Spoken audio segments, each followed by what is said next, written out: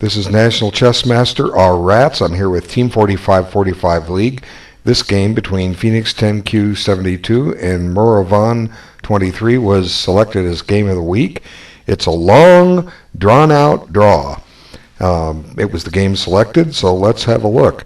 And I'm not going to comment on every possibility here, but we can come to some generalizations. We have the Alekhine defense, that's how I call it. Pronounce it, doesn't matter. Okay. I imagine this is theory for a while. I don't know when it exits book, but it seems to be pretty level. Maybe we can judge book by how quick they're playing it. The times are showing both sides are taking little time at all because they're gaining time at the clock. And I imagine this line is supposed to be equal since they've played it so quickly. But let's just stop and take a moment and see what's happened. Okay, for what it's worth, White has an outside queen pawn majority. Now, I don't think he played it the right way. I'm not saying the way he did was wrong, but if you're White here, objectively, you've got some winning chances with that outside pawn majority. The strategy is to finish your development, centralize the king, and trade a few pieces, and try to create a position where you get an outside pass pawn. Now, in this case, the way the pawn structure goes, it's not going to be all that far outside. It's eventually going to be a pass C pawn, which is good for Black, who's would be defending this, because if his king gets deflected over to have to protect it, or to intercept it, the king can possibly get back into play in time. But there's plenty to be said about this. Honestly, I don't think Black has much winning chances in this variation, and White does. And to me, the logical way to continue now is to complete the development, and you start with moves like knight f3, or consider bishop e2 and maybe bishop f3, putting some pressure on the long diagonal. We could also fianchetto, I suppose, but why weaken the pawns when we don't have to? Now the question is, should White castle or try to keep his king in the center and eventually get it up to e2? If it's not going to be a target, that's not a bad idea. Okay, so what White does is he starts activating his pawn majority right away, and I think that's just a little early because his development isn't complete. But it does. Excuse me, I've got the hiccups. Who says my videos aren't entertaining? Okay, now potentially that pawn on c5 is a target. Can Black go after it? Probably not. But anyway, this clears the c4 square for the bishop, so I can see why it's attractive. But you might not want to run that pawn majority too quick. Okay, so now White's going about his business to complete his development, and Black chases the bishop out of there. And here I think White's in pretty good shape. Objectively, as I was saying earlier, if he was going to get a pass pawn, it was going to be a c pawn. But now if he makes an exchange, he has a potential, depending on how Black recaptures, to get a different outside pass pawn. For instance, if Black takes with the knight, White eventually will create a passed b pawn, which is better than a passed c pawn. And if White takes or Black takes on b6 with the pawn, White potentially can get really a good outside pass pawn. So I think that taking is probably the better choice here. The game is still relatively even. It has to be decided in the ending. But I think b4 is wrong because this is just going to lead to a pass c pawn, which is closer to the center of the board, and I think helps Black a bit. But you can just visualize it if, as I explained, I think taking is the correct choice, and it's up to Black to respond how he's going to retake. And as I say, White will have an even further outside pass pawn than he got in the game. Okay, so let's move on. And again, White is going for his pass pawn, I think just a little too quick. His development isn't complete. Neither is Black's. It certainly looks okay. It looks aggressive, but black's able to activate his pieces here. Now, white can't take with his knight because he's going to run into a pawn fork. And here comes the pass pawn, and it's a protected pass pawn. It looks great, but white doesn't have anything to support it. And black's got active piece play, and that makes all the difference. Black's knights are excellently posted here, and white's 4 minor pieces are developed, but they're all pretty much on the first square they went to, and white still hasn't castled. Yeah, black hasn't finished his queenside, but white's kind of spent his load here and has to still regroup and get those guys going. So white avoided exchanges. Let's talk about that for a moment. As a general rule, if you have the better minor pieces, you don't want to trade them because you want the other side, his minor pieces, to stew in their own juice, so to speak. What does knight g5 do? Looks like he's trying to redeploy a knight to e4 and try and trade off that knight on c5. But what are the other possibilities? Black can or could have seized the bishop pair with knight takes e2 at some point. Maybe what white needs to do is just kind of regroup a little bit. Play bishop d1. Ooh, can't play bishop d1. Knight d3 check. See? So I think this is what's wrong with the white strategy. The black minor pieces have gotten very active, and white's kind of fumbling here for a plan. Okay, so now there's an interesting choice here. I was saying black wants to go, or white wants to play knight from g to e4. Well, why did black just spend a tempo to drive him there? If white was going to go there anyway, might have been better to just let white play there on his own, or maybe try to seek some preventive maintenance with bishop f5 to keep a knight out of e4. It's a possibility to consider. I think black has done fine out of this. If he just starts getting his development complete, black can do okay here. And I can understand reluctance not to take on e2, but it seems like a good move. It grabs the bishop pair. It does expose the knight on c5 to some possible tactics, but the bishop could take later, and then that pawn on c5 could be exposed. But perhaps black could redeploy with bishop f8. But black's not developed either, so completely. So you can't fault the moves too much, but sometimes you want to try to find more. What did they do wrong, if anything? And both sides are going pretty rapidly here with their moves, and now we've got an exchange of pieces. And the potential, it looks good to play a move like f5, but what did it do? It took away the scope of the light squared bishop. What if black just develops and attacks that critter? Okay, you could attack the knight. It can go back to g3, and you can bring the bishop back to e6, and you're on a pawn for what it's worth. Or you could play bishop to e6 right away, and the bishop is pretty safe on e6. Even though it grabs some space, your black is shutting in his pieces.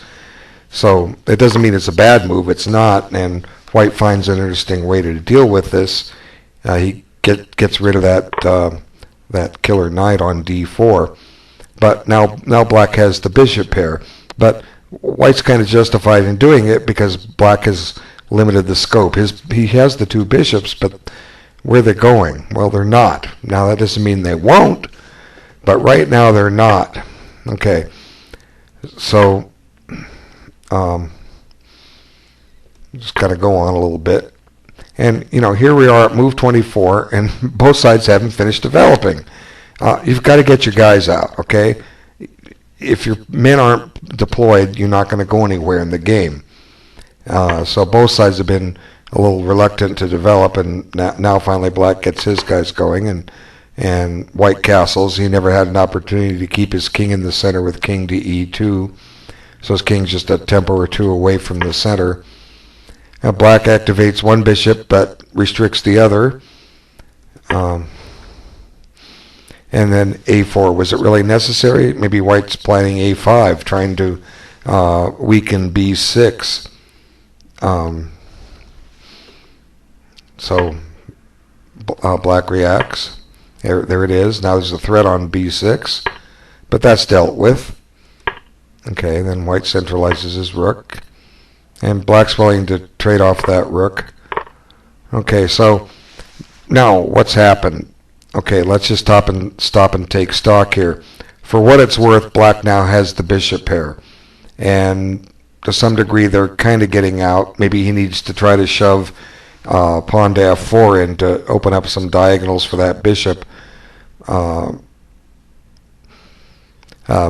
White's compensation is that he has a passed pawn, and he starts bringing the king over. Black does likewise. Now G3 is kind of a weakening move. Did white need to make that? Well, to some degree, yeah, he did. It kind of keeps the light squared bishop restricted. White has if white trades his knight for the dark squared bishop, white will have a slightly better bishop, although a couple of his pawns are on white squares and potential targets. But it's not clear exactly how white's going to coordinate his bishop into the position to attack those weak pawns.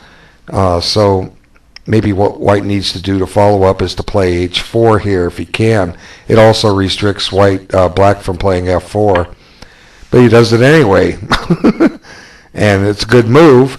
White may have thought he was preventing F4, and there it comes. And now white can see the flaw in his logic. If he takes the pawn, all of his pawns on the king side are weak, and that's what he does. So now black has a very active king, and he's going to win his pawn back. Black's probably got an equal game, and the passed white pawn is still nowhere near coronation. Black's got a very, very good position here. And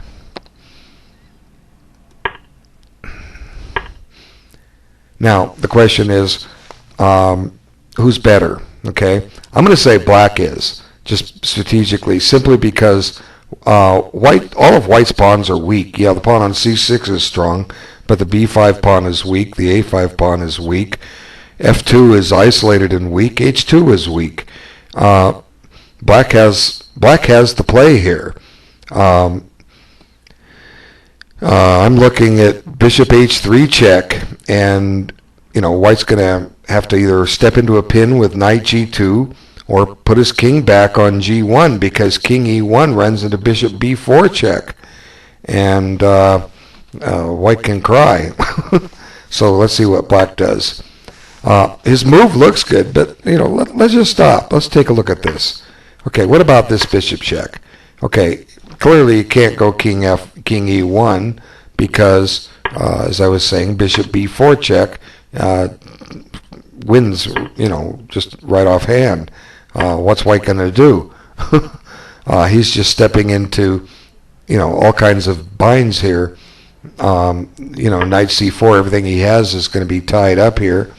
The rook can't move. Eventually, I guess white's going to have to play king D1, but black will just pick up the rook for the bishop. I don't know. It's like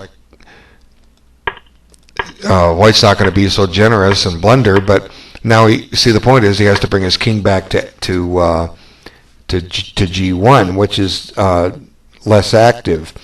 Now black has a decent position here. Let's see, what can he do? The queening square is twice guarded, so maybe now's the time to activate the rook, bring the rook over to F1. If we're lucky, what can we do? Well, we can't really drive that knight away. We can advance our pawns up the board a little bit. Maybe if there's a massive exchange on G3, the white king can become a target. I don't know.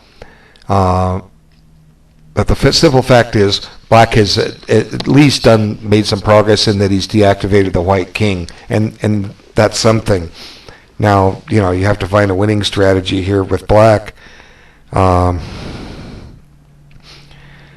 Sometimes you just have to sit and wait for a mistake. Maybe black can play his king up to f4, get it over to h4. Maybe the king can get down to h3. I don't know. Bishop can kick it out with f1.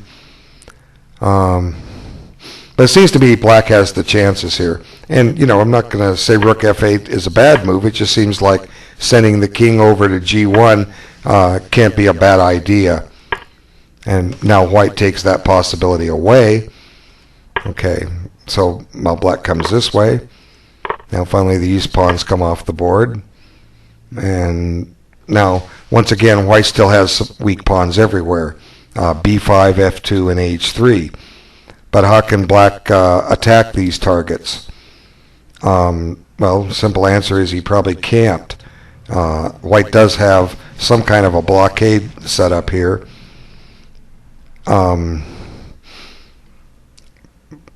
It doesn't seem clear exactly how black's going to break through. And it wasn't clear if bishop h3 check is played, but it still restricts white a little bit. But anyway, black seizes this line, sees there's nothing on the f file. White guards the 7th rank, and just a little bit of maneuvering back and forth. Now, can black gain anything by trading bishops? Okay, can he? Well, maybe he can.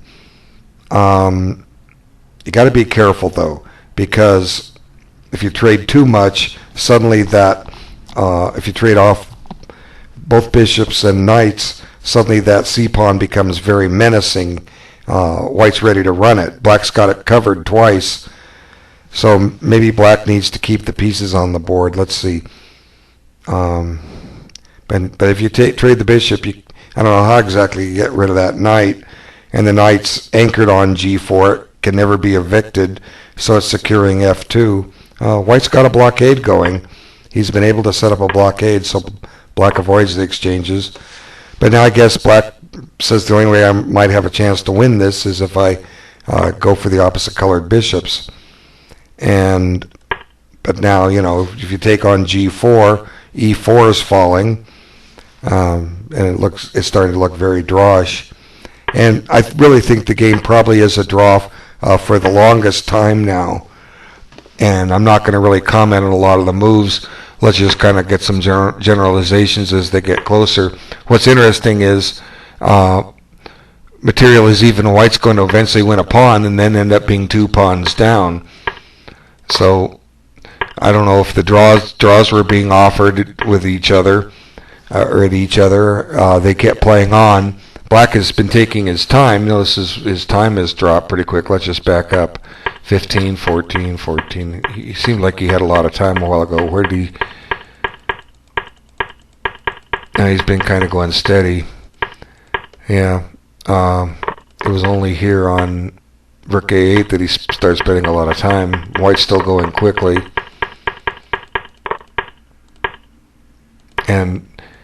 But we reach a critical point here that I want to mention, is that pawn eventually is going to get to h2, and it's got some tactical shots, but once it reaches h2, it's almost making the draw for certain, because the pawn has lost its potency.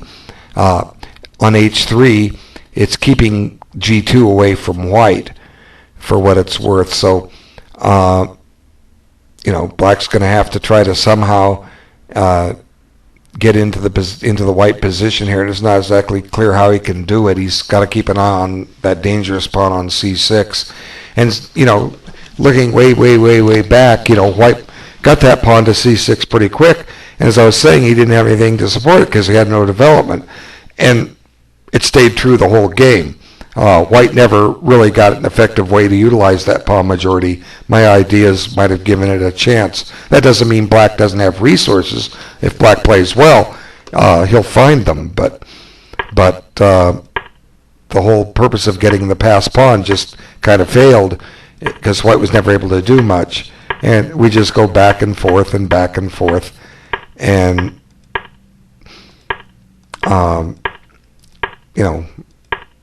what's happening, it's basically probably a draw. White's now a pawn ahead, so maybe he's thinking I can try for a win. and I don't think I can lose this. So here he ignores the rook trade, which probably would have made it a for certain dead draw.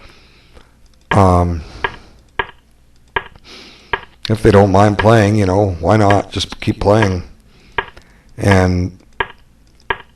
But black's not able to generate anything, even though the pawn on h3, as I say, it's on the right square. It's taking g2 away from white. Black can't do anything else. He's just not able to. And now there was a trick here. The trick was to play h2 check, and then black will win the bishop,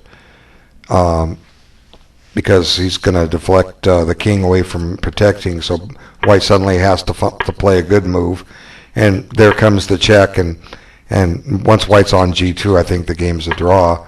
Black can't make progress. White can't make progress because white now controls that critical square. Okay, so like I said, they just move back and forth, and you know, white didn't have to give up that pawn. Now he's going to have to work harder. I mean, if white wants a draw, you just offer it. You know, now white's stuck having to play another 70 moves for something like that, simply because he gave up the pawn. I mean, if I can't win, I just want to congratulate my opponent on good play and move on and have time to do something else. But now white's stuck playing for a long time. Now he won that pawn. That was his whole motive. But, you know, he's not going to go anywhere with it, you know. Sometimes, you know, when you have opposite colored bishops with other pieces on the board, the attacking side is a piece ahead. But neither side can really attack the other, so they just kind of go round and round and round and round some more. And eventually white's going to lose all of his pawns, you know, and black's not going to lose any of his. So black found some good moves to win those pawns, as you'll see. And we're not there yet. Move 110. We're still working around. You know, it's a draw, guys. You know, time to call it such. Oops, there goes that one. There was a trick. He couldn't take it because there's a queen. So 2 more pawns to win, and he's going to do it too. Good play by black. There goes one. Now I got to get rid of that guy. Got to get rid of the defender of c6. And black's going to do it.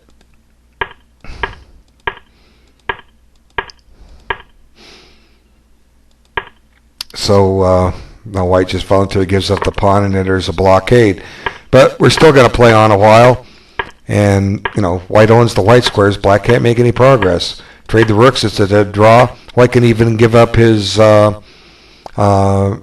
rooks and give up his bishop and draw, because black can't make headway here. You know, just back and forth, around and around we go some more.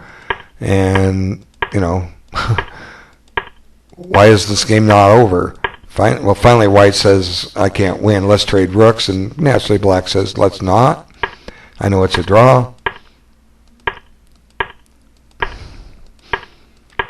And that was kind of a cute move by white, saying, if you win my rook on f1, then it's a stalemate. So black plays one more move, and I guess they agreed to a draw. Or maybe it wasn't the 50 move rule. It would tell us as game drawn by mutual agreement. But there it is. Rook takes, bishop takes, and if black takes the bishop, here we'll show it on the board. Stalemate. Whoops. Game over. But what are the alternatives? How's black going to make progress? Well, he isn't. It's a draw. His pawns cannot make progress here. White owns the white squares. So, you know, you got to be careful if you get into a position where it's a dead draw, because I'm sure there's a lot of cases in there that I didn't mention, that I did see, and can't remember exactly what moves they came up, where if one side doesn't play it just right, he's going to have a lost game. But then again, why take the chance? If the game's a draw, just take it. If your opponent won't accept it, well, you know, you're stuck. There's nothing you can do. You got to play it on. But still, you know, neither side lost. There were, you know, sometimes one move away from disaster, and There were some different choices to try to play differently. As I said, I think White activated his pawn majority too quickly. He missed a chance to take on b6, which eventually would have led to a further outside pass pawn. And Black missed his bishop h3 check, and once he traded off bishop for knight, it was going to be a draw. But then White had a blockade, which Black probably could have prevented. But then again, maybe White could have found a new blockade. The whole purpose of these videos is not to solve everything. The purpose of these videos is to get your thinking cap on, because you eventually you'll be in a game where you get a situation like this, and you won't know what to do. And I give you ideas, and let's keep the king tied up. Bishop h3 check. Maybe get a chance to do something like that, instead of letting him get out like he did and set up the blockade. I couldn't prove a win, but often you're not going to even have a win. It's going to require another mistake on your opponent's part, as well as some good play on your part to win. So it's the kind of position you sit and you study and say, gee, what would happen here? Try to play the best moves for 5, 10, 15, 20 moves, see what happens. Try a few sub-variations. Maybe you'll find some that one side can win with. And that's how you're going to score some points. I look at annotated master games often, and the games go between a win and a draw very often. You'd be surprised. They're not perfect. 2,500 players, they'll not play them accurately. But in this case, they kind of went into a draw, and it's pretty hard to lose something like this, although it can be done. Okay. But anyway, it was a great game to be game of the week. Both sides did play pretty good chess, but something kept either side from winning. And the thing that may have kept them winning was the chance to keep more winning chances on the board. Sometimes you miss those chances, they're gone forever. And that's what seemed to be happened here in the end. White never got a chance to activate his queenside pawn majority because he missed two opportunities. Number one, delay it, and number two, exchange on b6. And Black never got a chance to use his bishop pair because he missed bishop h3 check. Okay, thanks for your time. Look forward to the winner for round 3 of the game of the week, and I'll have another video for that. Take care. Thanks.